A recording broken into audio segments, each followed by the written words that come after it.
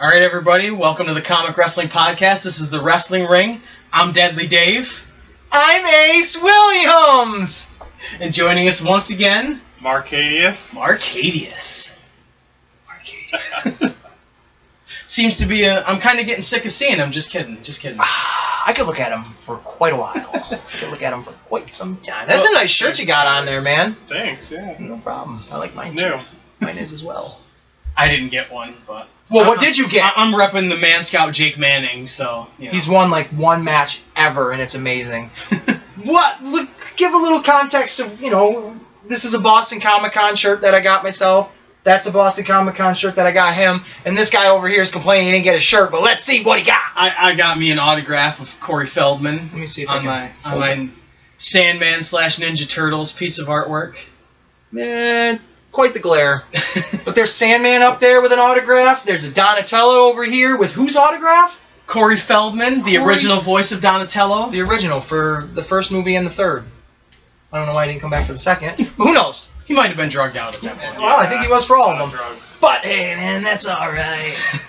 But you had a cool experience. I did meeting have him. So. He was very nice. Oh, you normally ask me if there's wrestlers at these conventions, and I said no. I was bombing around, and just the most random fucking diva I would ever imagine at a comic book convention. Take a guess. Just take one shot. Candice Michelle. Take one shot. Oh, God.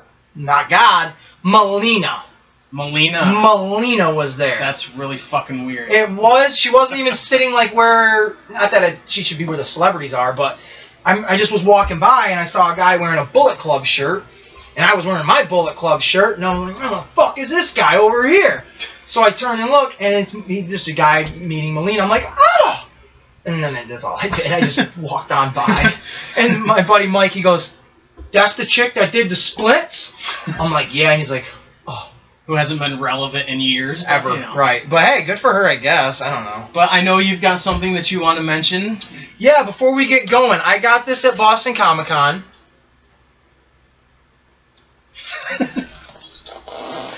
In your face. It is the 80 Years of Batman poster. I got a bag with it, so I don't really care if I have this. But since we love our fans, if you're out there, I am going to be giving away this poster that you could only get at Boston Comic-Con 2019. The only way you could get it was there, and I got it, and it's here. And it could be in your hands. What do we want to do, Dave? How do we want to do this? You know what? I think they should comment something that they want us to cover. A good subject for us to cover on the podcast. Very good. Exactly. Either podcast. And you could throw whatever ideas for the comic shop, for the wrestling ring, whatever you guys want us to talk about. And if there's multiple people that are throwing ideas out there, whatever topic we pick, that'll be the person that gets this. Okay, I like it. Sound good? Yeah. You could win this. You could get this for free. I want it. You don't. No. Associates you're part of the show now. It doesn't work that way. Associates don't get to be in on the giveaways. Sorry, Mark. eBay, here I come. If you quit the show right now, you are still not in the runnings for this. You're just an asshole. But yes, that it's just a little thank you to the people that do follow us and that do listen to us. Nick Phillips, you are not obligated. You cannot get this, Nick. You can't get this. You are out of the running as well. Nick Phillips, you are out. Yeah, family and friends just not. If your brother tries for it, it's all about Billy. He can get it. But you cannot, Nick. Let's say that right now.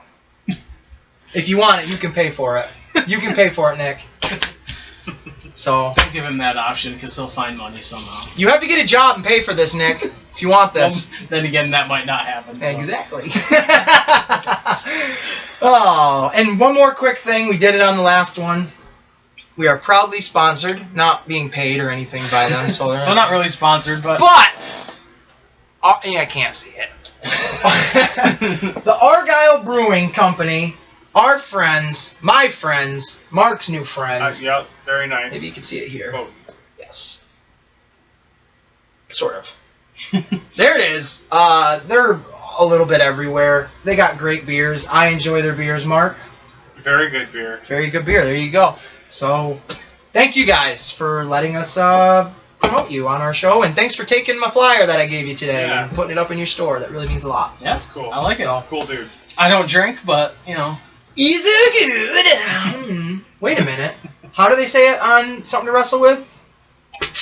One for the common man. Okay. All right. Now back over to the deadly one. All right, so the big news that's out right now, people are already calling it the Wednesday Night Wars, and it's not even fucking happening yet. WWE is trying to do a preemptive strike on AEW by announcing that starting September 18th from 8 to 10 on USA, NXT will be debuting live on USA. See, I don't know how I feel about that.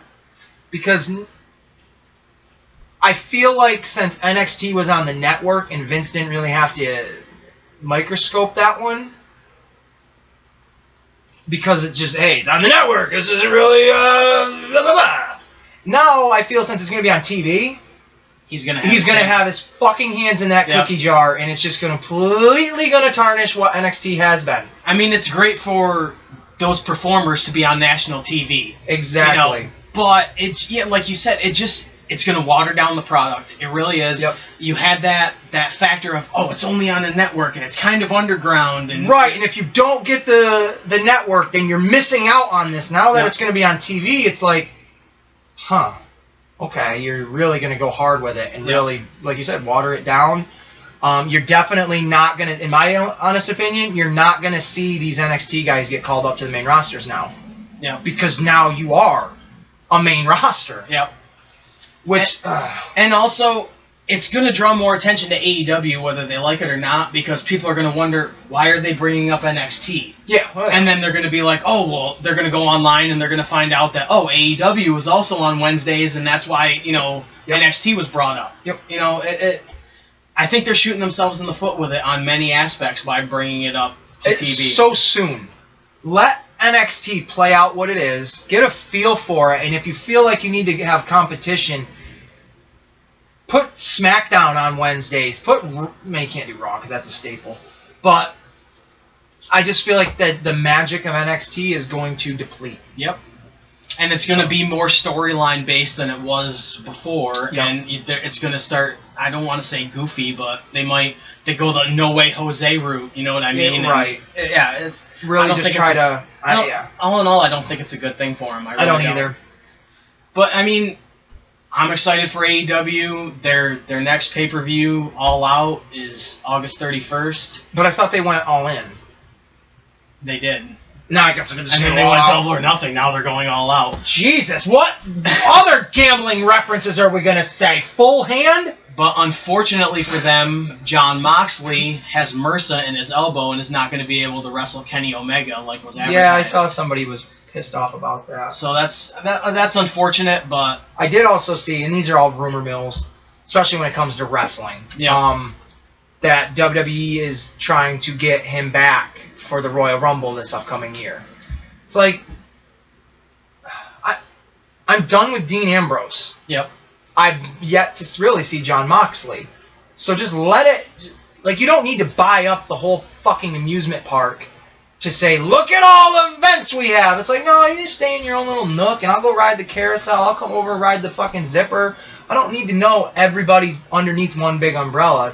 And if you've That's listened to probably a the weird interviews metaphor. that he's done since, he was so burnt out, I don't even think he'll want to go back. No, especially this He soon. didn't like the structure of the company, the way the writers would come up to you with scripts and shit. He didn't like that at all, so I think he likes having the freedom, Yeah, and I listening to a lot of the JR podcasts lately about how, like, I just listened to the one of the draft from 2008.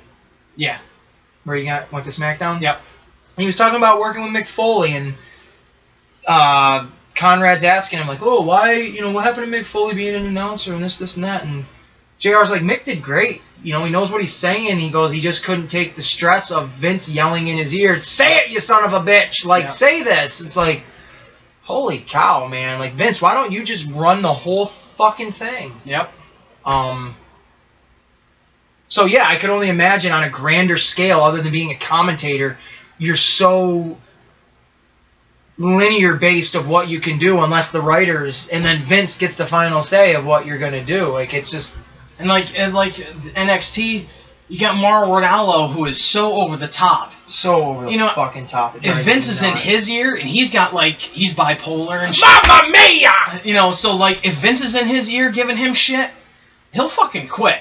Because he was ready to quit with the whole JBL shit, so because like he was being bullied by JBL and stuff. Was it really? And JBL didn't know he was bipolar and stuff, and he was really they would call it ribbing, but I mean, I guess he was really being relentless with stuff, ribbing him, and his issues cropped up, and I guess he fought back and with JBL and stuff. So what does bipolar have to do with ribbing somebody? well, I guess it triggered his bipolar issues, and he almost basically quit because of it. So I'm not a doctor, but that doesn't sound right to me. Bipolar isn't a PTSD. So I don't know how you would trigger that. Bipolar is just Snap. your own moment. Nothing triggers it. You just become it. So fuck that story. No, I'm just kidding. He drives me nuts anyways. yeah, it does get over the top. And, The Mamma Mia shit. yeah. I'm Italian, and I'm offended by that. You're fucking not Italian. Mamma I'm not Mia. Italian, but I love spaghetti, Does man. Mario say Mamma Mia? Mario who? Super Mario. When? Mamma Mia! When the fuck does Mario ever say Mamma Mia? I swear he does. He's like, oh, does he, mi Mario? That's all he says, isn't it? You got Luigi saying, I don't know. Mario, where are you? Yep. I don't know. That off the rails. Mamma Mia! But that's all I pretty much got for that. I mean, I'm excited for AEW. I'm excited to see what they do with it and where if they change it any, because I really do think they need to get away from a lot of the indie shit. But I think Chris Jericho needs to be the champ forever. It's just my honest opinion. What do you think? you have no fucking clue what we're talking about. What do you think? No.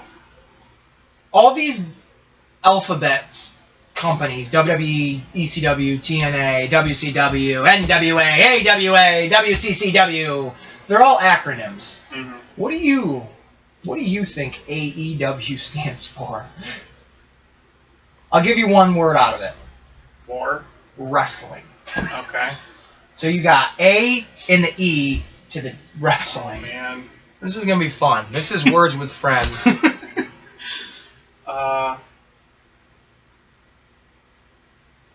American Eastern Wrestling? Yes! You got it! Oh, I didn't get it. All Elite. Oh. All Elite Wrestling. That was fun. That was good. Fun. Alright, back to the script. So we're going with a subject that you actually suggested. Storylines and characters. Wait a minute, do I suggested it? I won? Oh shit, You already have it, so I'm kind of not. Yeah, it's already yours. and I'm excluded from it. Shit. With storylines and characters that kind of got dropped for really no reason and no real explanation. It's wrestling, damn it! There doesn't need to be an explanation, damn it! That's Vince. Vince made an appearance. So for the first one that's kind of recent, when Shane McMahon came back in 2016, he mentioned a lockbox that he had with information on Vince. I don't even recall this. And that led to the Hell in a Cell match with The Undertaker at WrestleMania. Okay, see, I remember the match, Right. but I don't remember any of the story built up to it. And then right after the match, Shane ran Raw for a couple weeks, Mhm. and then Vince said, well, the lockbox is now mine, and we're never going to talk about it again. And it was kind of the basis for the whole fucking storyline, so it seems kind of stupid that you just dropped it for no reason. Wow, I really don't recall that at all. Shows you how much of an impact... Of an impact it had, exactly. What are you looking at me for? I just think it's funny that you have no recollection of None. it whatsoever. None. One that you might remember is I don't. from the Attitude Era Nope. is GTV. I don't. You really don't remember GTV at all? Unless I'm watching a segment, no, I can't. It used to do like black and white, like security camera footage of just. Oh, okay. Like it had. Yeah, I do Al Snow picking his nose and just random shit. Val Venus stuffing his tights. Why would he do that? He's the big Valboski. Exactly. I don't get it though. Val Venus and Big Show at a urinal, and like Val Venus looks over and he says, "Oh, so they call you the Big Show?" I remember that. I do. Draws puking in D'Lo's bag. I don't remember that. Was the X-Pac shitting in somebody's food? No, that wasn't on there. But Jericho says it was supposed to be Tom Green behind it because it was kind of a comedy thing and kind of like underground. Yeah, weird. but I don't see that happening at all. I don't see Vince McMahon getting that kind of humor and being anywhere close to okaying that. See, it's so hard for me to think that because you've got he's gonna puke. He's like you got that. You got a guy that wanted to have a storyline about him fucking his own daughter, but he's so out of whack with who Tom Green was in the 90s. Like I could totally see that. I totally see Tom Green. Maybe not the Vince aspect. I could see Russo getting it. Bro, you gotta get Tom in there, bro. He's got a movie out. He's got his own show out. He's the funniest Canadian besides Kerry, bro. That's Vince Russo. You do better impressions than Bruce Pritchard, I'm gonna say. That's like a compliment. I love Bruce Pritchard's impersonations, except for that Cornette one. And even JR does the Cornette, like, you fucking son of a bitch. It's like, he's Southern. Where is that? Yep. Like, where's the Southern accent? Like, most people, though, thought it was Gold Dust behind it, with GTV and him being around in the Attitude Era. And being a movie. Yep. They did that stuff for about almost 2 years, and then it was gone, and no explanation at all. I don't know if you have it written down there, but I mean, it's not a storyline that didn't go anywhere, but it was one of those storylines that, okay, there's something here, and then it just, with the Vince McMahon being the higher power. Yep. Never in my life, unless I heard that podcast from Pritchard, him saying it was supposed to be Christopher Daniels. Yep. And like at one point, somebody said Jake Roberts was going to be the higher power. I could see that because of the religious part. Yep. But Christopher Daniels, like, yeah, that's not even a guy that I knew was even around in the 90s. Like, that would have been, you know who we need that would be higher than Vince McMahon and nobody would see it coming? The fallen fucking angel. Who? And like Jake, I could understand because he had that association with The Undertaker in the early 90s. You know, the Cobra on, you know, the Ultimate Warrior and all that stuff. And, you know, but that's weird. But, and also, you had all those backstage things where it was, like, embarrassing all the wrestlers and stuff. Wouldn't they, like, be like, well, we got to find out who's behind this and kick their ass? Right, you know? Like, it seems really weird that you went with it for so long and nobody really cared. Yeah, it seems kind of stupid to me. That is weird. The fake Kane versus the original Kane. They used the word imposter. Well, they didn't use because he was real. You can't say fake in the wrestling. Well, he was real. Yeah. I saw him there. He just wasn't the right one. I thought it was actually a cool storyline. I mean, you had the guy come out with the original music, all the original, you know. He even had the full sleeve at first. Yeah. Which to hide the tattoo, we get. Yeah, but it still was cool. Yeah, they had the one match and the imposter Kane won and vengeance. Then you just did nothing. Yep. That was a better imposter storyline than the Undertaker versus Undertaker. Oh yeah. Yep. There was no. I watched that recently and I'm like, oh good. What the fuck were they thinking? But I think it was at a time where you really needed to expand Kane's character, anyways. And wasn't that coming off of like the heels of like his movie, the May 19th concept? Yeah, because they ran with that May 19th thing forever. He was coming out with the hook. He was coming out terrorizing Rob Conway. Yep. And then just you know what? We need to take Imposter Kane and make him a fucking handicapped guy. Right? It was Festus, right? Yeah. Yeah, alright. Ding, ding, ding. Oh! That's so much better than Kane. Oh! I don't know. Alright, one person that, not, you know, storyline, but Zach Gowen. Why? Is that what you're going with? Like, why or where? you did so much with him. He was a huge storyline with Hulk Hogan and Vince McMahon and Brock Lesnar. Yeah, you used him to build up Brock Lesnar, and then he was gone. Like, I think he was such a good human interest story. You could have used him for PR and for charity and all that stuff to bring awareness to stuff, and you just dropped that character for no reason. He got the shit killed out of him, though. I mean, I'm not saying that's why he's out, but he fucking... Lesnar beat the piss out of him. Oh, yeah, threw him against the ring post and all that stuff. Killing him. But I never understood why they dropped, you gave him a big contract and all that, and then you just dropped it for no reason. Well, it always made me think, like, the Zach Gowen, like, that true underdog. Not the Rey Mysterio because he's little. No, the motherfucker can wrestle. If you can wrestle at any degree, you're not an underdog. It's not like, oh, this guy was just pulled off the streets and he's got to wrestle fucking Kurt Angle. He's the underdog. He has no skill. So when I think underdog, I think of someone like Zach Gowen. I think of someone like Colin Delaney. Yep. So, and that's where I'm going with Colin Delaney of, like, why? What did you pull him in for? Yeah, he fit in the ECW spotlight. Like, he doesn't look the part, but he kind of is. Yeah. Why did you team him up with Dreamer for so long just to have him turn his back on Dreamer? Hey! Fucking Roseanne. Exactly. Just to have him turn his back on Dreamer and just to have him fucking fall away as a nobody. Like, why? What was the point of him? Yep. And Zach Gowen is a true underdog. He's a one-legged fucking wrestler. He didn't even have his prosthetic leg on when he was wrestling. He hopped around on one fucking leg for his match. This is how he wrestled. He could do a moonsault off the top rope off of one leg. He would do a drop kick with one leg. He was amazing, the stuff that he could do. Was he do a drop kick? A prosthetic? He did. He'd wear it down to the ring, but he'd take it off and wrestle with one leg. You want to see how he did a drop kick? Oh!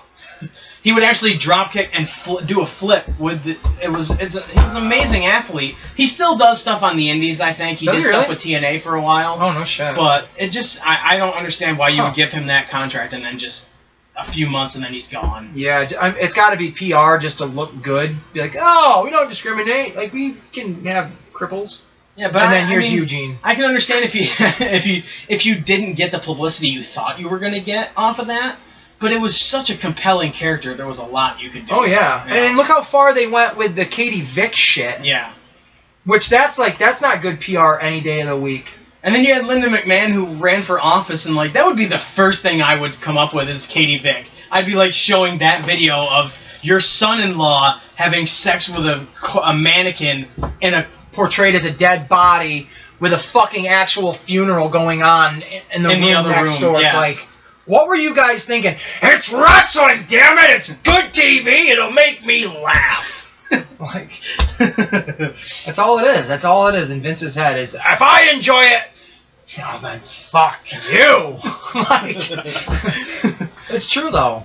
They all play to an audience of one. Yeah, and that's Vince. And that's a shame because he has so lost touch on everything. The only thing I haven't lost touch on are my balls. They're huge. His grapefruits. My grapefruits are dangling. My knees are clanking against them. Does he have a wife? Linda. Yeah. My fucking wife. She's in Trump's administration right now. She's like small business administrator or something. I don't think I've ever seen the wife. Yeah, well, he cheated on her all the time with the divas and shit, so... Yeah, but she kissed Eric Bischoff once. Yeah. So, fair play in my book. Cheater's a cheater. That was against your will. That was rape, essentially. One that I think they definitely could have capitalized on was Owen Hart and Shawn Michaels after the Montreal Screwjob. Yeah? I don't really remember it too well. At the D-Generation X pay-per-view, which was the month after, Ken Shamrock wrestled Shawn Michaels, and Shawn Michaels beat him. And then right after the match, Owen Hart in a hoodie, like with his face covered. Okay, I can envision. He knocks Shawn Michaels off the apron into the announce table and starts beating him up. And then the next week, they don't mention it. Nothing. Really? Yeah, and then he goes into that program with Triple H. Like, I get that he's against somebody in DX. But you could have kept you attacked my friend? Well, I'll get you. Like, Triple H could have had that edge against him. Yeah. But, I mean, you could at least done a month of Owen Hart against Shawn Michaels. Oh yeah. It just, for me, it was a total missed opportunity with, and you had the buzz of Brett going to WCW, and, I can't. I'm dyslexic. But just having, you could have said Owen saying, I could have went too, but I want to get revenge on you. It just seems like... I feel like, without knowing the details, I feel like that's a Vince ego thing of, no, it sounded good at first, but fuck Brett. We're not going to push any of this. Yeah, it seems like he has those moments where he just, he gets in those moods where he's just like, nah, fuck it, we'll do something. Ah, you don't want to bark like a dog? Well, I'll fucking put a leash on you and drag you to the ring and have you bark like a dog. That happened, Mark. All right, so one that I thought had a lot of legs was Cesaro as a Paul Heyman guy. Mm-hmm. He had just won the Battle Royal at WrestleMania 30. He had a lot of momentum going for himself, and you put him with Paul Heyman. Yep. I mean, the Rybaxel thing worked for a long time, I thought, and it just, not that Cesaro really needed somebody to talk for him. It just gave him that credential of like, oh shit, this guy's like a big-time player right now. Yep, and Punk had just left, so Heyman had a lot of buzz to him, and Cesaro was the king of swing at that point, right? So yeah, he was pretty hot. Yeah, and Lesnar was still around and stuff, so I think it could have went somewhere, and they dropped it way too soon. That's almost anything other than the bar with Cesaro. Yep. They really don't have an end game with that guy at all, other than knowing he can wrestle, so let's just kind of throw him around a little bit. Like, I look at him as a modern version of Steve Blackman. Yeah. Where it's like, this guy's got all the talent. He can perform with the best of the best. You just don't push him there. And like you saw with his stuff with Al Snow, like he could do comedy and be the straight man. The straight guy at the same time. But he looked, you could see with his facial expressions that he was having fun with it, but he was trying to maintain. And especially when you label a guy the lethal weapon. Like, show me it. Yep. Show me him be a weapon and be lethal. But nope. Didn't get it.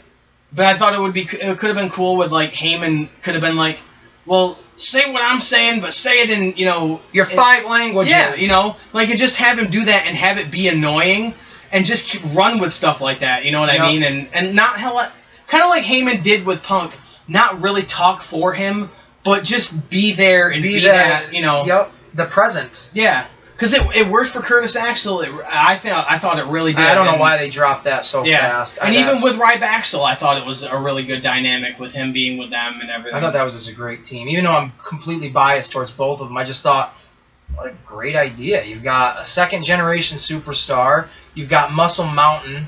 And then you got Paul Heyman. Like, how does that just not the holy trinity of what you're looking for in a little faction? Well, they said, fuck it.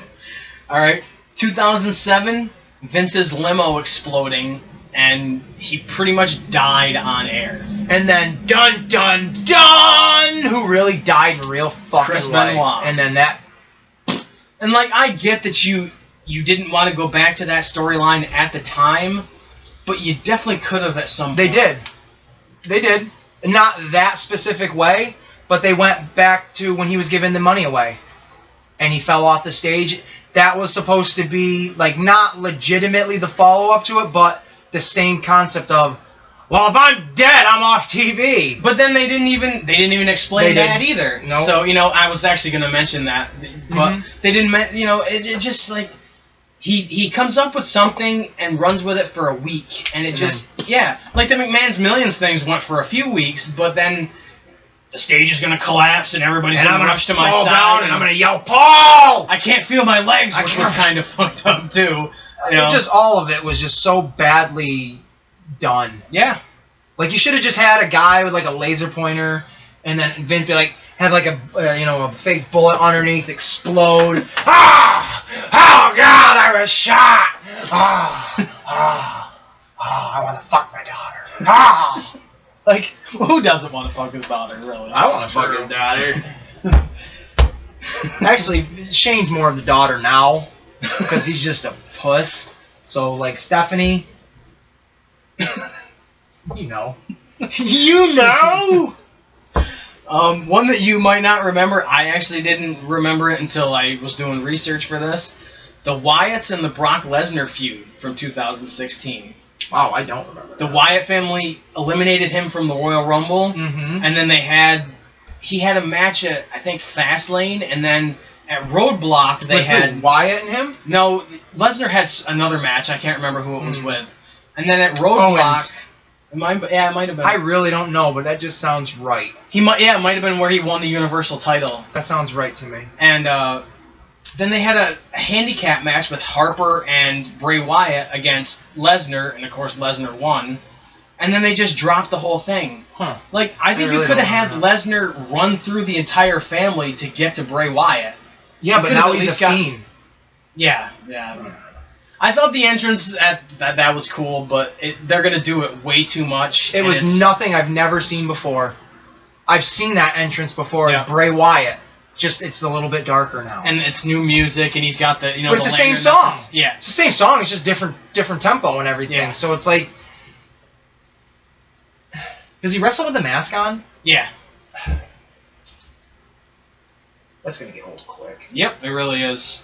But I think Lesnar running through the Wyatt family, because Braun Strowman was with him at that point too. Well, that's another kind of fucking fish out of water. Like, you had Braun Strowman with him as like the black sheep, and then like it was like a couple weeks through that, it was like, no, he's gonna go become Braun Strowman now. Yep. It's like, why'd you even need to have him be part of the Wyatt family? Because now there's no reference to it. There's no callbacks to it. Like, it just seems, well, he's big and looks like he's inbred. Yeah. But I think he would have been the perfect one for Lesnar to get through last before getting to Bray Wyatt. Just have them have a badass match where they're just beating the shit out of each other. And then when Lesnar and him are feuding, when it's just Braun Strowman on his own, it would be like, oh, well, look at what we've come back to. Full circle deal. But yeah, I loved all that, though, with Strowman and Lesnar. Oh, yeah. As cheesy as it was, he takes that big hook, throws it around the thing. I thought that was great. I thought it was cheesy because it was like, no. But it was like, yes. Yep. This is why I watch wrestling. Yep. One from 2011, Kevin Nash and CM Punk. They did a whole series of promos where, Punk was just running him down. Nash and Triple H down. Saying, oh, Nash is on TV. I thought he was dead, LOL. The text from his sister and stuff. And, they were setting up for a match with the two, and then it magically turns to Triple H against Punk. And Punk. That was kind of like the Nash, not that it was a storyline, but I don't know why it couldn't have been one match, Big Show and Nash.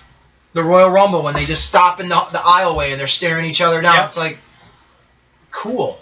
If you're not going anywhere with it, then I don't care that they just looked at each other, because in my head, I know they've looked at each other in the back.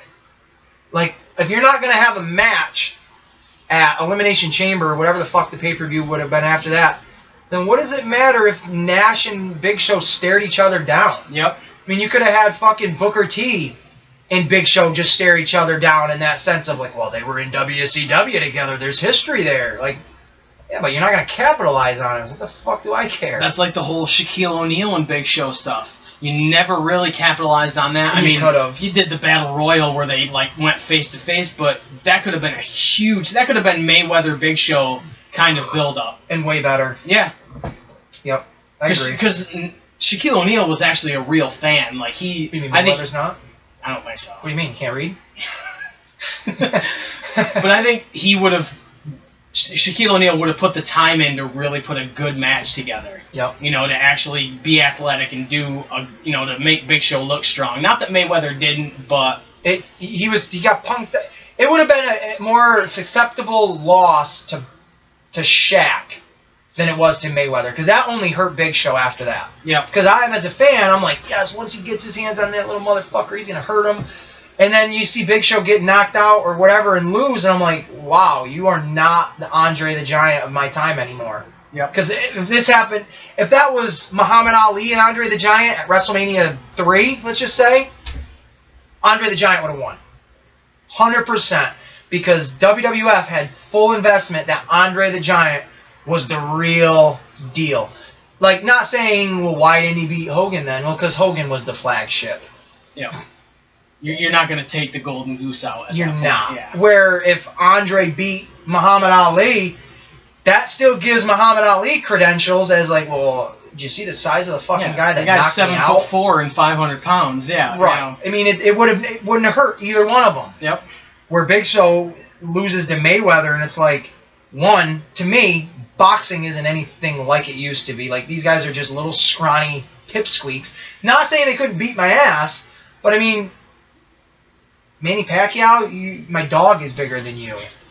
Mayweather, my dog is bigger than you. And like the whole thing where he had to use the brass knucks to beat Big Show and shit, like he shouldn't have gotten any offense in that match. That should have been totally to get Big Show over. Yep. Totally. Yeah, and then saying the brass knuckles just sounds stupid because in their first encounter at the Royal Rumble or whatever it was, Mayweather busts his fucking nose open. So there's the suspension of disbelief, like, oh man, this guy could really fuck him up, but he has to use a weapon to do it. Yeah. Like, and he used the chair at one point and all that stuff. And yeah, it was just dumb. He didn't box him with like gloves on in the ring. I think he had like kind of like MMA He had, style like, MMA gloves on. because he took him one off at one point to put the brass. And it knucks just on. looks stupid because he was wearing these big jorts, essentially, these big shorts. Yeah. And they look like a skunk's ass. Yeah. They look stupid. I think the best part of that whole match was his manager on the outside of the ring. do that. He can't be doing that. He can't be doing that. And he said it through the entire fucking The match. fuck he can't, man. And the referee's trying to be like, yeah, it's no disqualification. He can be doing that. Wait He a just minute. kept saying Are it. you telling me a referee knew the rules? Because, like, that shit's like... Because when it's triple threat and somebody pulls out a chair and hits him with it and I hear ding, ding, ding, it's a DQ, I'm thinking, the fuck? It's a triple threat. There are no disqualifications. You can't do that. Yep. So, that's the WCW refs. I might have to watch that. You Well- don't want to. It's not worth it. Well, since you mentioned WCW, I saw that. that's why I threw it in there. Halloween Havoc 1999. Hulk Hogan is just in regular. He's like wearing a black vest and black jeans. He comes out to the ring for his match with Sting and just lays down and lets Sting pin him. And Sting wins the title that night for no fucking reason. The next night on Nitro, they don't say a fucking word about it. They announce a tournament and that Sting has been stripped of the title. And Vince Russo wasn't even booking yet. Bro! So who was writing that shit? It might have been the interim where Bischoff had been fired and like they were bringing Russo in. But yeah. still, like, why the fuck wouldn't you explain a damn bit of the fact that your biggest star, What did, Hulk like- Hogan, laid down for him? What were the announcers saying during that? Do you remember it all? I mean, they were acting as if, like, why is Hogan doing this, or is he quitting, or, stuff like okay. that, but they didn't mention any of it the next night on Nitro. And they just went to a tournament afterwards. And they never really followed up on it. That's and then bizarre. Hogan kind of went to the red and yellow again, and then he would, like, schizophrenic, he'd be red and yellow one week, and then Hollywood Hogan the next week. Well, from and what stuff. I heard in the podcast with Bischoff, the reason he went back to the yellow was because his son. Yeah. So he wanted to wrestle in front of his son with the red and yellow. Which I get that, Right. I respect that, but there's that word, kayfabe, that like wrestlers in the world of wrestling like to throw around. Of, stay in character, brother. Like, But also, it does bring more merchandise opportunities, too, because you can have the NWO shirt and the Hulkster shirt The Hulkster on sale shirt. at the same time. You know? Oh yeah, no, So- I get it. I totally get it. It's just the things, and there's no logic to wrestling. It's just one of those things, though. It's like, what the fuck am I watching right now? Yeah. Like, I don't. It's just weird. Yep. I mean, I didn't watch it, so And I don't especially if really you're know. not going to explain it at all. At all, Yeah. It confuses the fuck out of people, and that's really not what you want to do on episodic TV, is confuse the fuck out of your audience. It's WCW. We got RoboCop. I We had I Chucky. loved that as a kid, the I would have RoboCop hated thing. it. I know I would have hated it. I'm glad I didn't watch that. Well, I was 9 at that point, so... 9. I don't know why I said it like that. One that I don't even know if you know about, Halloween Havoc 1995. No, I don't, because I was 5. They did a monster truck battle on the top of Cobo Hall. They welded a giant monster truck and a Hulk Hogan monster truck together, and they did they called it a sumo monster truck battle, and they had to like push each other out of a circle. Who was driving the trucks? They said the Giant and Hulk Hogan were driving, but actually they just like had cameras and When they were they looked sitting like in they were there. driving, Oh, yeah. And of course Hogan won. And then the Giant got out of his truck and like tried to push Hogan off the roof. And then they like switched places, and then the Giant was up on the ledge, and he fell off the roof. And of course Heenan, like, he threw him off the roof and shit. So he falls backwards all like a pratfall and shit. And I've never seen this. And later on in the night, they were supposed to have a world title match, and this is Giant's first match. Why wasn't that one the match for the championship? He comes out in his singlet, no scratches. No scratches, no bandages. Like there's no, like, the Detroit River is down there, too.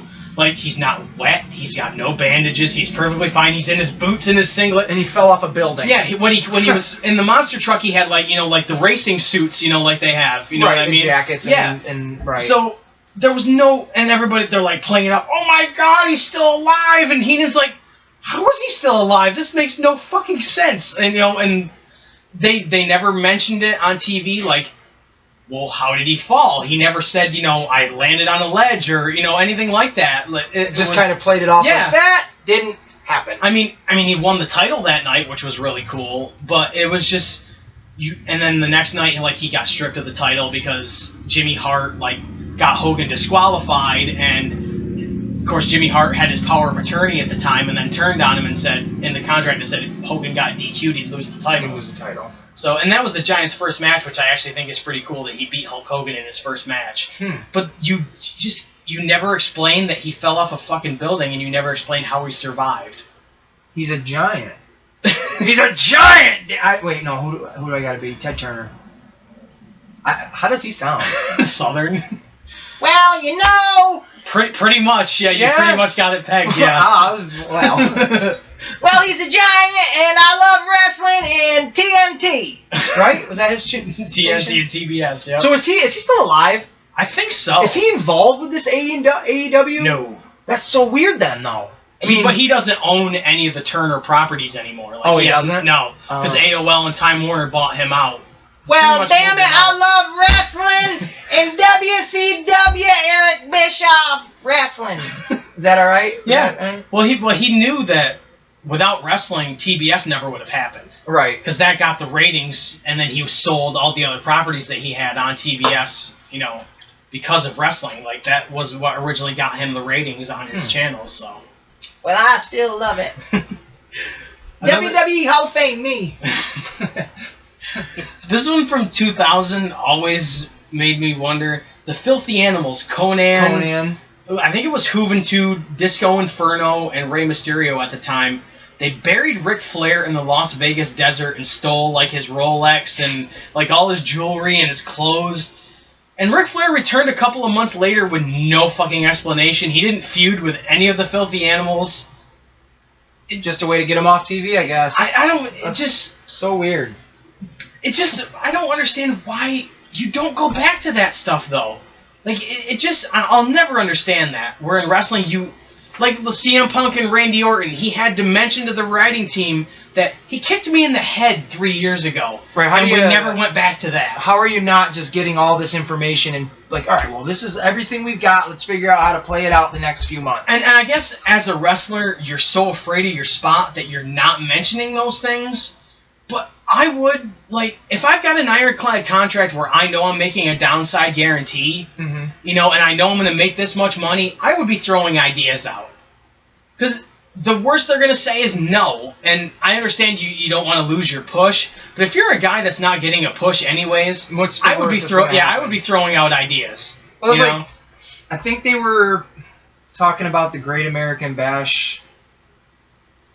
I don't know which one I was listening to yesterday. I don't remember what pay-per-view they were talking about, but it was Bischoff and Conrad talking, and they were mentioning something. It might have just been a regular Nitro. I don't remember. But Conrad asks him, he goes, you know, and what was this vignette with Juventud in it? Of him just, like, walking up and down stairs. And I was like, I don't personally know it, so I can't even imagine it right now. And Bischoff was just like, I don't know. I don't know what we were doing with that. It's like, then what the fuck? How do you become a millionaire running a company and you don't know what you're doing? Because if that's the case, we don't know what the fuck we're doing. I sure as shit could use money. I know he could. He probably could use money. Look at him. He's wearing a shirt that I got him for free. It's just astonishing the shit that they do or don't do. And, like, Jericho ran his own program in WCW for months, like 8 or 9 months. And Bischoff would just say, yeah, go do it. Go do it. Like, you're running a fucking television show, and you have no idea, other than the NWO or the main storylines, Exactly. you have no idea what's going on your fucking show. Yeah, well, that's basically every time he talks, like Conrad asks him the question like that, he goes, well, I'm not really sure, and I know people are going to say, oh, I'm just, like, looking for an excuse not to talk about it, or I'm making up a story. It's like, no, I pretty much got the gist of it. You have no fucking clue what's going on, unless it's literally the NWO. Or it's the Blue Chew. And, yeah. I think a lot of the reason Vince Russo got away with a lot of the stuff that he did in the WWF, because pretty much Vince only cared about Austin and The Rock. And Undertaker. But the smaller tier guys, he didn't give a shit about, and he pretty much got the gist of what Russo was going for, but really didn't get the full story. Like the Oddities, I don't think Vince McMahon had any fucking clue what Russo was doing with the Oddities. I think that's one that they dropped real quick. Kurgan, Giant Silva, Luna, but what did they call Golga. Earthquake. I always call him Earthquake. Earthquake was always one of my favorite childhood characters. I loved Earthquake. When I was watching the SummerSlams not too long ago, and it was the natural disasters. Yep. I'm just watching both of them, and I'm like, man, never again will there be a team that looks like this that can actually do this shit. And it sucks because, like, I'm a guy, I love the big wrestlers. I love the big wrestlers, the guys that are over the top, like Visceras and Vaders that are like, you don't belong in this world, but for whatever strange reason, you fit so perfectly. And just watching their non-personalities, essentially, of the natural disasters, just mean mugging the cameras, walking down, just boom, boom. It's like, man, those guys don't need to scream into the cameras. They don't need to flex like, the Road Warriors or Even though Demolition. they did. That's pretty much what Earthquake's... I'll tell you, Hogan, I fucking sat on you and crushed a snake! Like he did. He yelled right into the camera, and Tugboat, God bless him, tried. He tried to get to that same energy level. But I think he fit in it so well, It was great. I did. I enjoyed the shit out of him. That's why I loved meeting him, because he was, even as Tugboat... That's what he does, is Tugboat. Right? Yep. I think the only team right now that kind of reminds me of that is Heavy Machinery. Oh, yeah. Otis and, and I can't even think of what the other guy is. The other guy, I don't know. But I think they would fit in the 90s. I don't know what he does. Well, no, there's another good tag team that are like them, and it's, the Viking War Experience Raiders. You could possibly win this. Well, there's the chicken and that. Well, I'm not gonna get into it. So, I really don't have any more. I don't. Can you think of any of the wrestlers or storylines that kind of got dropped that? They got dropped, or just they never really explained. You know what I mean? The Kane one has always been the one that I've always been interested in. Like, why? What was the point of that? And you really could have built up the Kane character. I'm sure there's something I could think of. I can't. You put me on the spot. Mark, go! Wrestling? What's a storyline in wrestling that you remember? Oh, God.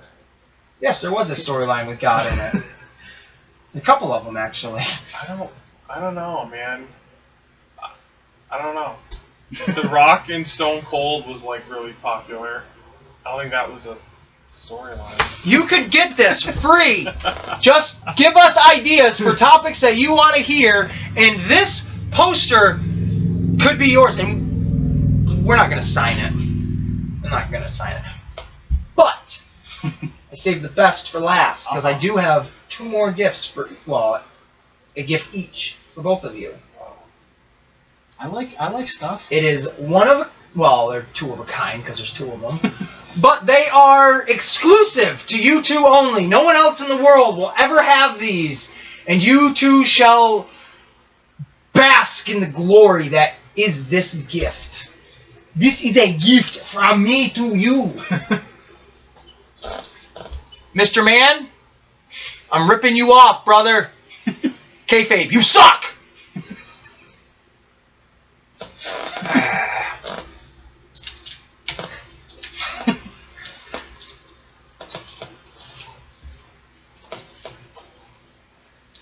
Oh, wow. Yes! You can. They are pure white trading cards, folks. Yeah, they're. I'll post them on our Facebook. I'll post a picture of it There on you the go. Facebook. They are just simply trading, not even trading cards. They're cards out of a deck of cards I took out, and I signed them for you guys. Thank you. Thank I know you. it's a cheesy ass thing, but it's easy being cheesy. Let me tell you. I love it. I honestly forgot about it. I was gonna give it to you guys earlier when I gave you your other gifts, and then when I turned around, I saw them here, and then I saw this, and then I saw that, and then this, and then I was like, fuck the cards. Thank you very much. Hey, you know what? Don't spend it in one place. But this, I kind of want to, since it's got wrestling to it, I kind of want to mention a little bit to it. Well, we've only been doing it for 50 minutes. We got about 10 minutes. So should we mention the artist as well? Because he's done. I can't stuff say for his all of name. us without laughing. Without laughing, and I feel disrespectful for that, but I'm sorry. It's one of those names. Like, real quick, in Rick and Morty, the principal's name is Principal Vagina. Okay, I couldn't say that name and not giggle. Okay? So, yeah, you go ahead and try. So the artist that I had commission this his name is Ryan Butt. I think the name of his company is Werpurgis. I'll be honest, I have no idea. I've got some artwork from him myself, but I wanted to do mashups of like Ninja Turtles and people that kind of use the same kind of weapons as them. real creative. Yeah. But I figured, Donatello uses the bow staff and Sandman uses the Singapore cane. So I thought, well, have Donatello blocking a cane shot from the Sandman. Mm-hmm. And he nailed it. This is exactly how I pictured it. I thought he did a really good job. It's just, I think because of the plastic. there we go. Yeah. That's a little bit better. But I wanted just a little bit of color, so he did just... Get out of it, Mark. He did just the red of Sandman's cigarette and then the purple of Donatello's mask, which I thought was really cool. And a couple of years ago, we had Sandman. I had Sandman sign it at a signing, I think down in New York City. It must have been in New York Yeah, City. I think it was when all of the ECW wrestlers were all there. The one that you didn't go to, when Spike and like Mikey Whipwreck was there and New Jack. I think that was the one. I didn't even get an invite to that. That's the first I've ever heard of this. You lying sack of shit. You just couldn't. I think it was when you had changed jobs at that point. I don't work! But Ace, nicely, got Corey Feldman to sign it. It at wasn't the nice. I Boston had Fan to Expo. beat the shit out of that fucker. I said, you sign this! No! But I thought it was really cool that the original voice of Donatello signed. But what does it say, Donatello. though? What does it say? It says, to Dave, peace or pizza, Corey Feldman. With a peace sign. With in a there. peace sign and 19. So it's clearly he is going with peace. He's over the pizza. He's going with peace at this point. Like world peace. No. Like a piece of fucking pizza! I don't know. I'm just going off. Maybe of it's that. a piece of pizza in the shape of a peace sign. Then it wouldn't be a piece. It would be pieces. Maybe it's a small little piece of a big pizza. And a peace sign. That would still be a piece, like pieces, wouldn't it? I mean, if you're cutting it like that, Well, you could cut it like that and just so you're not cutting all the way through. let the cheese melt so it's still together. The pizza's already out of the oven at this point. We're not putting it back in for We're splitting We're off the fucking rails again. Say splitting hairs. It's gonna be a balding joke. I get it. But I thought that was really cool to have the wrestling and Ninja Turtles, two of my favorite things, together, and to have it autographed by both is really cool in my opinion. Well, on that note, I want to piggyback off of that because I got a wrestling. You can see that pretty good. That one looks good right there. Yeah. And got sun's in my eyes. I can't see. I got Cody Rhodes, little Stardust signature somewhere here where my fingers are, and then Stephen Amell. I was gonna get him to sign this because it's wrestling and comics. You know what we do. Do I have to pay Mark Henry for that? No. Okay. The Hall of Pain. What about that one? Maybe. I don't have to pay fucker. I don't care. I just didn't want to get sued. Who the fuck is gonna sue us? Gloria Allred will sue us. Okay. You don't know who that is? I know who it is. Oh, I just okay. don't give a fuck. She sued Dee Snider and Twisted Sister back in the day. So, Wow. actually, no, it wasn't her. I'm sorry. It was Tipper Gore, Al Gore's wife. And they've sold more records ever since. Well, they went into court dressed up as their Twisted Sister gimmicks and presented a perfect yeah, Dee defense. Snider. Oh yeah, Dee Snider killed it. And then they come out with the movie Dr. Howdy or Captain Spaulding, one of the two. No, it wasn't Captain Spaulding. I don't remember what it was called. But it was a fucked up movie. Dee Snider played the guy in it. He skinned people and killed them. So he killed it. But yeah, I didn't get Stephen Amell to sign it. He's been in wrestling. Yeah. He actually, I'm glad I'm thinking of this, because he will be done with Arrow after this next season. Do you know what his next project is? No. It is a show either on Netflix, HBO, Showtime, Starz, something like that. It's called Heels. Yes, that type of Heels. That's awesome. He is playing a professional wrestler that is a villain, but has a normal life outside of it and tries to balance that. That's really cool. I think it's absolutely fantastic because he truly is a wrestling fan. Oh, he's a huge fan. Dude, that bump he took through the table at All In, Yeah. or whatever the fuck it when was. he wrestled Christopher Daniels, yeah. Daniels moved and he was just so committed. Nah, I'm going to do it. Yep. I wouldn't be surprised if he does more with AEW as well. He's phenomenal. And I got to see him in all of his glory. And he's a very handsome man. I have to say that. He's a good-looking guy. He's an attractive man. He is. He's like my Harrison Ford now. I'm gay for Harrison Ford. You know what I'm saying? Dr. Jones! Dr. Jones! But, Stephen Amell, you're pretty cool. You're pretty cool, man. Oh my god, we got fucking 4 minutes left. We don't have 4. We don't have a set time. What the fuck are you talking about? Gotta fill that 4 minutes. We don't have to film. Well, in a couple minutes, we'll have 3 minutes. 3 minutes. The 3-minute warning. 3-minute warning. Look at my dog over there sleeping. Look at how cute he looks. Oh, he just woke up. Shit. What did you want to talk about for the next show? The wrestling games? Yeah. Hey, say it. I want to go.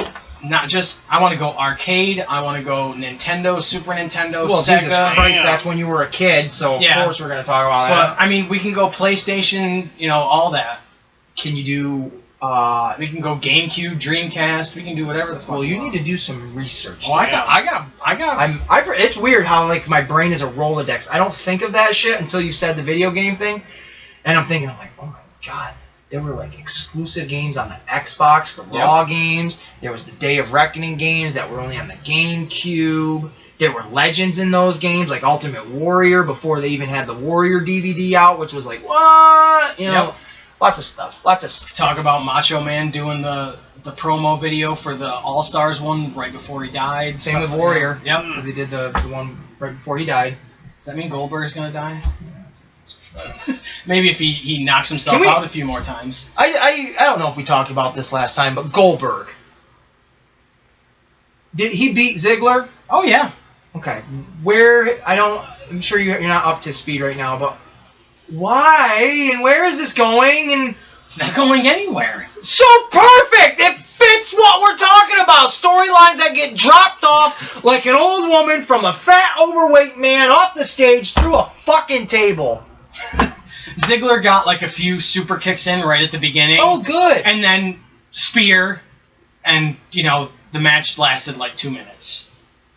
And Goldberg probably got paid millions of dollars for it. It really is. And I didn't watch the video because I could only imagine Booker T is sucking the schlong of the jackhammer. And he's like, I'm just going to pretend I am the video. It's supposed to be Booker T hyping up Goldberg on his, return against Ziggler. So, I just I can't even imagine what he's saying. He's like, yo, my man, he looked great. Pinky ring, my wife is hot. That Undertaker match was damn good. I got my own wrestling company called The Reality of Wrestling, and I'm doing a King Booker tournament. That's for real. He really is. I watched the video. He's like, I've got the tournament of all tournaments. The Royal Tournament or something like that he's calling it. It's like, I don't fucking care, Book. I don't care. Just go back to WWE and wrestle. I don't fucking care, man. And if you can watch that Goldberg-Undertaker match and have any praise for it whatsoever, you're sucking WWE tit at that point. You know, like, really. Like, he's just trying to keep a good contract and maybe get a raise. Cause, oh, yeah, you know, trying to get, not even endorsements, but yeah, a raise and shit. And just, where it's like, I just saw a picture on Facebook. It was like the first time I got on Facebook in like 17 years. It was Undertaker holding up like this nutrition shit in his house, like pulling it out of like one of those eco-friendly fucking grocery bags. Yeah. And it like was captioned him like saying this. He's like, my body's been through hell and back, and I'm trying to get it back on track kind of deal, and this is the health supplements that I eat and drink and stuff. And then it just was like The Undertaker. And I'm thinking, stop. Just fucking go live a normal life now. Nobody's looking at you as a real dead man. The image has been thrown away. I mean, not just because of the wrestling aspect, but we live in a world now where you want me to believe this is the dead man, but yet you're putting, and I'm not specifically saying Undertaker, but right now I am, but then you're going to put stuff on your network that's going to deface the value of what that character is representing. Yep. And I'm not saying The Undertaker because I can't think of a moment like that because he is very protective of his character. But it's like, we get you're not that anymore. Where in the 90s and early 2000s when internet was just kind of starting, you really had like The Torch and Dave Meltzer putting stuff out there, but they weren't defacing the value of the characters. And even in, like, 2004, when he came back as the Dead Man, it was still cool, because he had been the American Badass for so long. Right, and it just felt like, okay, he's going back. But now it's like, I don't see you walking around your house brooding. And you know what? The entrance has no meaning anymore. When he's getting beat by Brock Lesnar and it breaks the streak, how is he intimidating anybody anymore with that entrance? You know what I mean? Like, it's gone. You know, I'll still defend the Brock Lesnar thing because I really think it's the only susceptible way that Taker should have ever lost it. Yeah. I mean, if he did, my thing to that would be like once he lost to Reigns, Taker, you should have literally have never come back. Yep. You don't need. There's people that clearly can't get away from it because it's all they know, Ric Flair. But then there's people that you can get away from it. You have an outside world life. You have a, like, not newborn kid, but a pretty young child at this point.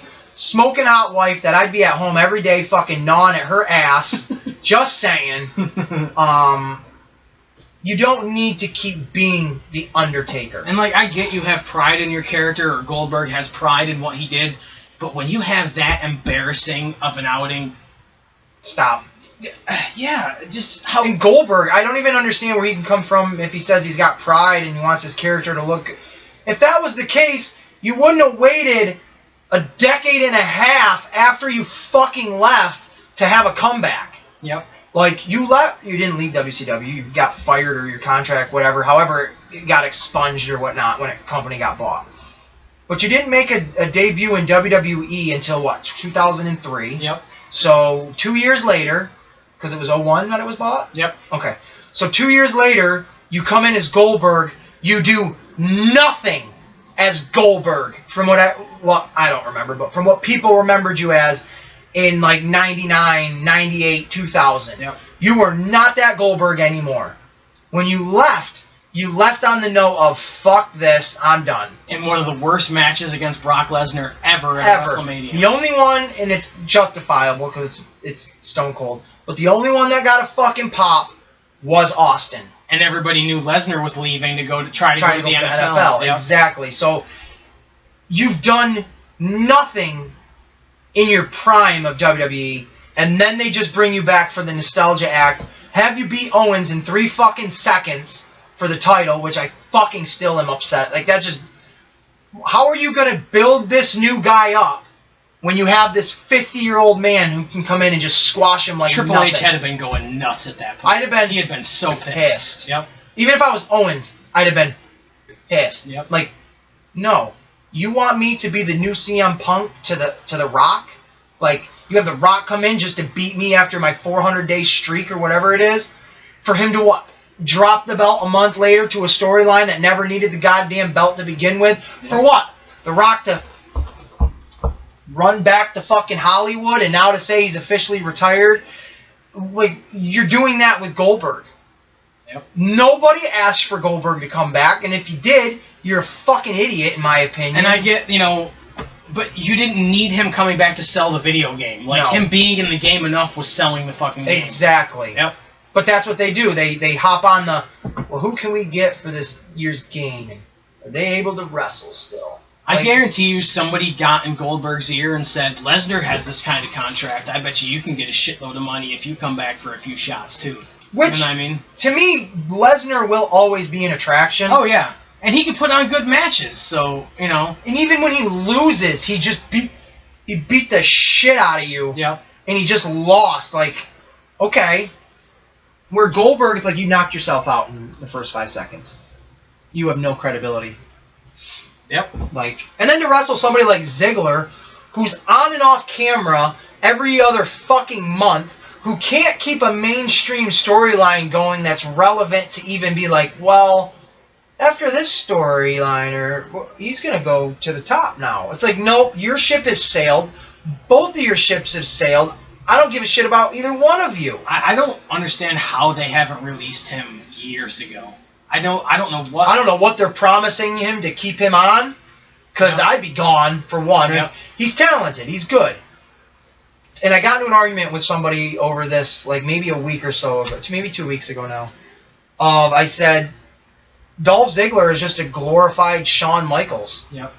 And then I followed up with being like, and Shawn Michaels is just a glorified stuntman. I know I'm ripping Flair off from saying that to Foley, but it's true.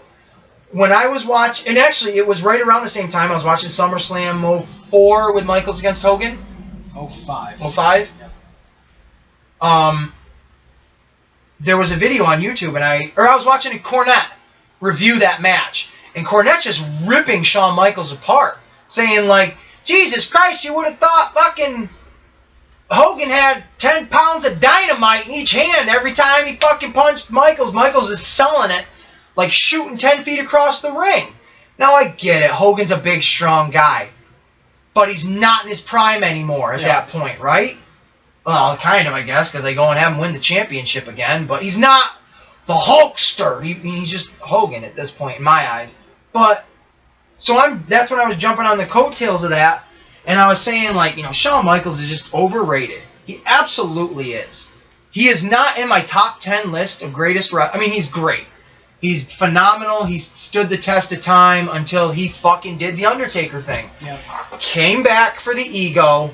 Came back for the money. And now all I envision is cancer patient HBK. Yep. Right? Tarnish the legacy. Tarnish the legacy for money. He was the one guy, and he even said, I was the one guy against you that never came out of retirement. And boom. See, now, like, if he had come out of retirement and wrestled AJ Styles like everybody wanted, cool, and the match wasn't good, I could understand that. But coming back just for a tag match and it being horrible. Saudi Arabia against one guy, Undertaker, that shouldn't even been wrestling anyways, against two guys that pretty much are done wrestling. Yep. Like, the fuck out of here. Like, I hate that. I do. But I do. I find Shawn Michaels to be ridiculous. And somebody's like, well, because I said, the whole Shawn Michaels getting thrown into the fucking turnbuckles and flailing like a fish out of water. Somebody immediately said, well, what about Ric Flair? I go, that's Ric Flair's character.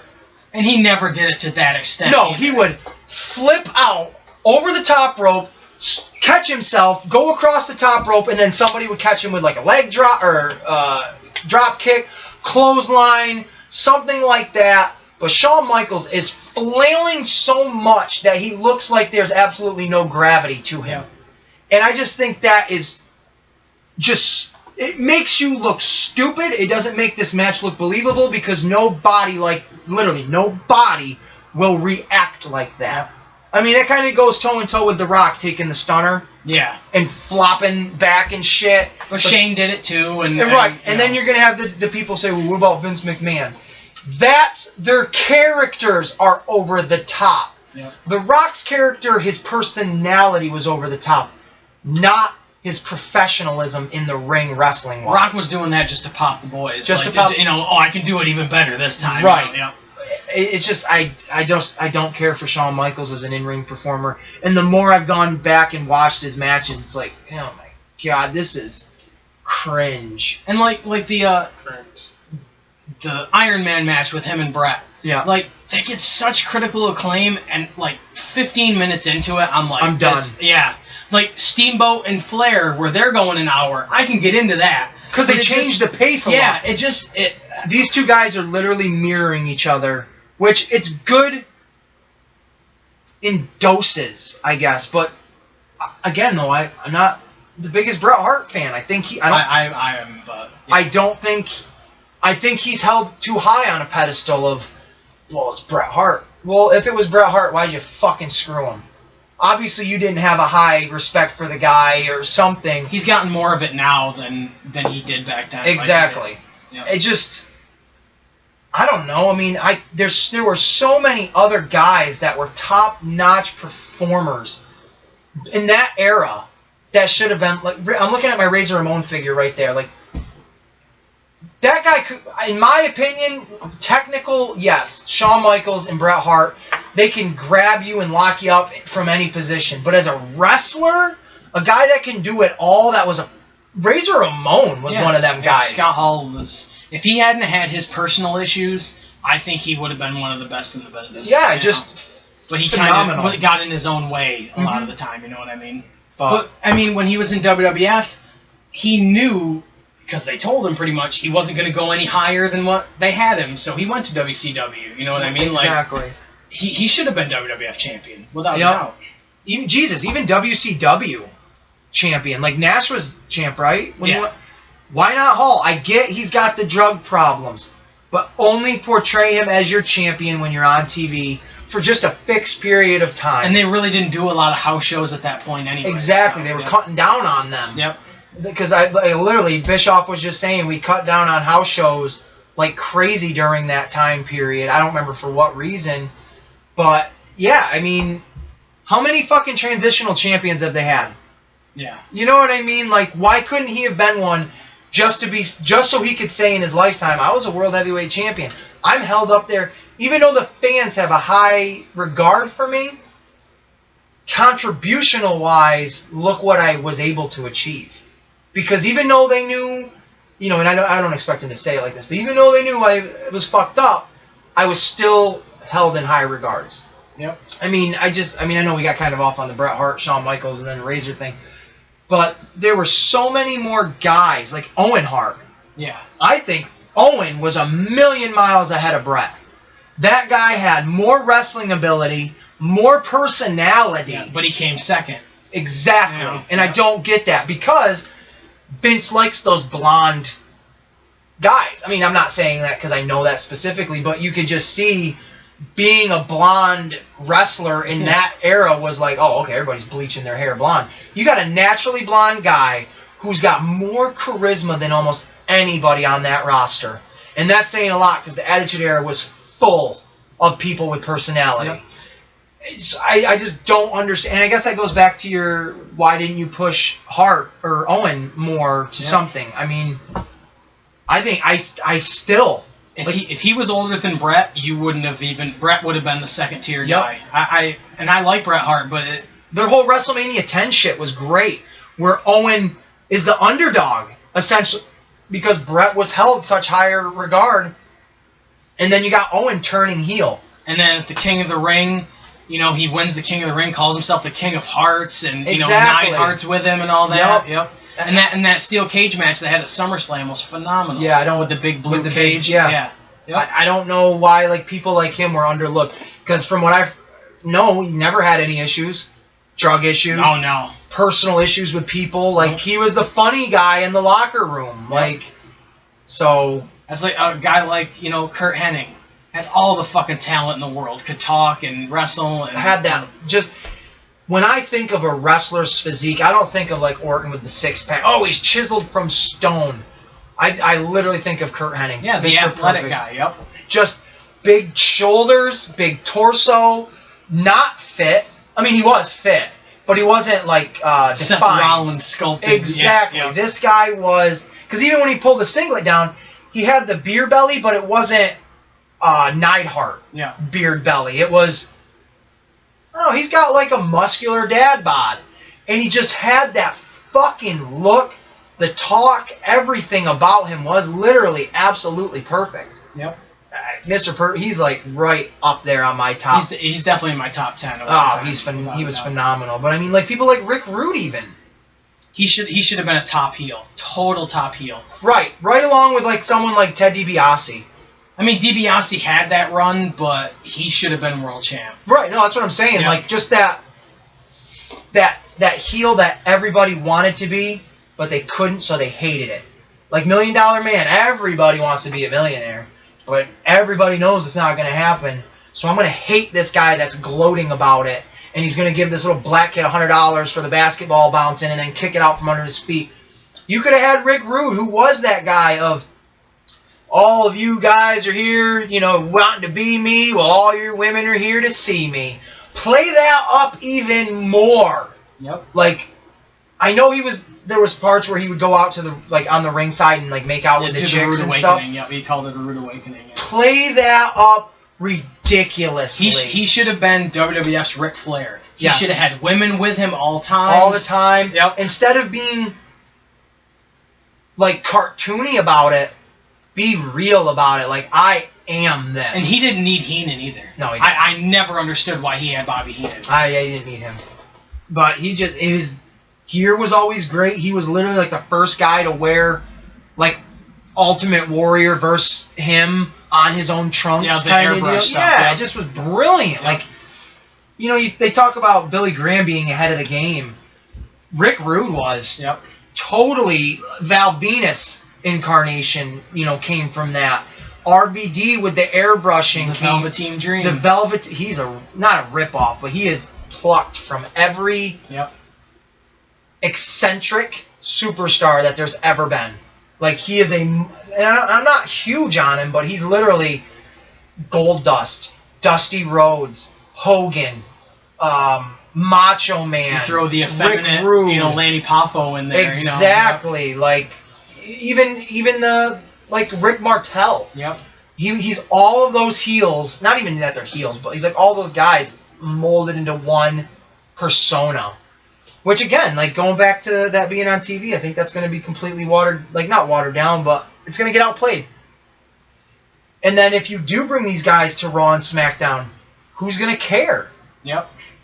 Yes, there's an allegiance to the NXT fan base and all that, while it's that underground feel right now, because it's like, oh shit, like, not everybody knows about this. It's kind of cool. And, like, they chant all the time at the pay-per-views and shit.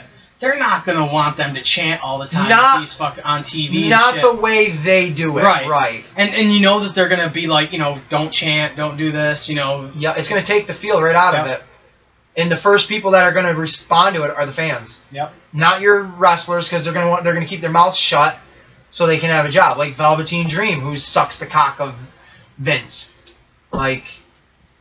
Yeah, he was one of the only ones to defend Vince when everybody was saying that Vince was out of touch. Velveteen Dream was one of the only ones to defend. Exactly, that's what I mean. To me, it's like you're going to realize how out of touch it is, their Velveteen Dream, when you come up. Yeah. When you come up. Yeah. And everything's taken away from you. You're No Way Jose. You come up and you've got, a ridiculous... neon green braids and, You're Adam Rose, but Cuban or whatever. Exactly, yeah. And it's sad when one of your rosebuds becomes more famous than the leading man. Yep. Right? Yeah. And I'm talking about Strowman. Yeah. Okay. I didn't know if there was another Not talking about Shane Alden. If you want to continue going to World of Hurt shows, I'm going to not say another word about that right now. Well, I don't know. Well, we got off the rails, but, it turned into a good discussion, so... China Woman sold me this. Boston. Can you say China Woman? Is that politically Well, I mean, there's correct? China men. I don't want to be like sexist and not say China Woman. I don't know what to call her. The fucking Oriental ripoff. Because she comes up to us and she's like, And I'm like, oh, That's not racist either. we all know under that mask you ain't nothing more than a pimply-faced Chinaman. Oh my god, that was awesome. That was the best,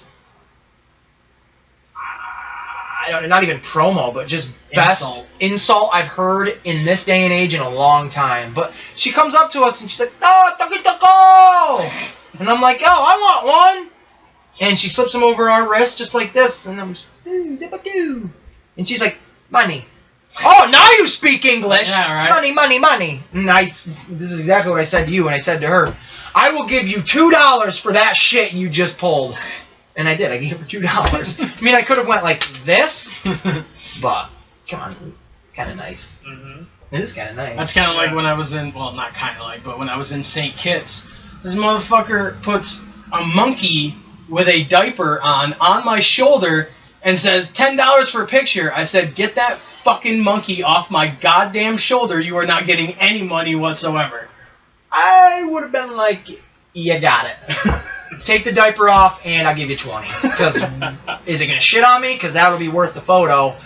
But in that moment, I'd have totally probably went crazy. Like if he had walked up in front of me with the monkey, maybe. Oh, that's how all that these motherfucker just put it right on my shoulder, and I'm like, get that fucking thing off I of would me have just right like now. made of the monkey and then been like, okay. But it's forcing you to be in that situation. Because when I went to New York City, there's a black rapper on every street corner in New York City. And they're trying to give you their demo. Oh, check this out, I'm going to be on TRL. And I'm thinking, TRL's not even around no more, man. Like, Carson Daly's check the fuck He's out. on the Today Show now. So they're handing you CDs, and they talk to you for like 15, 20 minutes. And you start walking away. Oh, you got to pay for that CD, man. I didn't fucking want it. I don't want to pay for it. Here, have it back. I was being nice, thinking you were just giving me something, and I would take it and then throw it away. Fucker. Did you give it back? Yeah, I never bought one of them. I gotta listen to some no-name rapper that thinks he's gonna be a big star on a TV show that doesn't exist anymore. How out of touch are you? Yo, I'm gonna be on Soul Train. Dude, that's coming back. Soul Train ended before I was born, guy. What the fuck? You're younger than me. You're lucky I even know what the fuck that is. What is Soul Train? All I'm thinking is, it's not Soul Glow. Soul it's Soul Train? Can we talk about that real quick? Coming to America? We're actually watching that in the break room. Okay, right there's been casting for that. Yeah. Obviously Eddie Murphy. Obviously, Arsenio Hall. Yeah. I wanted to talk about it, but apparently I can't. I guess James Earl Jones. James Earl Jones is coming back. Wesley Snipes. I like that. Tracy. Ooh. Don't do it! Don't do it, Jim! Jim! Why did you do it? I was actually Tracy Morgan watching him on the Conan show the other night. I don't even know when this was, but Tracy Morgan is like sitting there all in like a baby blue powdered kind of like running suit. And Andy Richter's like, you look good. Like you look good. And he's like, I know how to dress. I'm from Brooklyn. We know style. And then he's just sitting there looking over like, and Conan's like, what are you looking at? He's like, your trumpeter. He's giving me bad vibes, man. He's like, what do you mean? Trumpeter? Yeah, from his band, from Conan's band. And he goes, that dude is just looking at me wrong. And he's like, you know him. He's been here for like 23 years. He goes, you've been on here like 100 times. You know him. He's like, I know. I just don't like his face right now. And then he says something else. He says something totally like off the chains. And Conan goes, how did we get from there to here to here? And Tracy Morgan looks at the camera and he goes, speed of light. It's faster than the speed of light. Oh, and I'm just like, wow, this is like, he is the best interviewer ever. Because he's just so out there. But it's entertaining. It's not just like, oh boy, you're not coming back. Another guy who's like that is Wayne Brady. Like he can fucking go. He can go from like 0 to 60 and just come up with shit. But I feel like with Wayne Brady, because that's where I watched him was on Whose Line Is It. He still lives in that world of Whose Line Is It, where it's like I got to come up with a quick something. Where Tracy Morgan is just like, I don't think you're really trying to be funny. You're just that's just your him. mindset. You're just not weird or out there, but you're weird and out there. Where Wayne Brady, like somebody said it, I don't even know, it might have been in a cartoon, they're like, you're an embarrassment to black people. And I've always thought that. I was like, yeah, he's no Chris fucking Tucker, that's for sure. I mean, I don't know. I mean, I like Wayne Brady, he's funny, but it's just, you can just stay in your lane.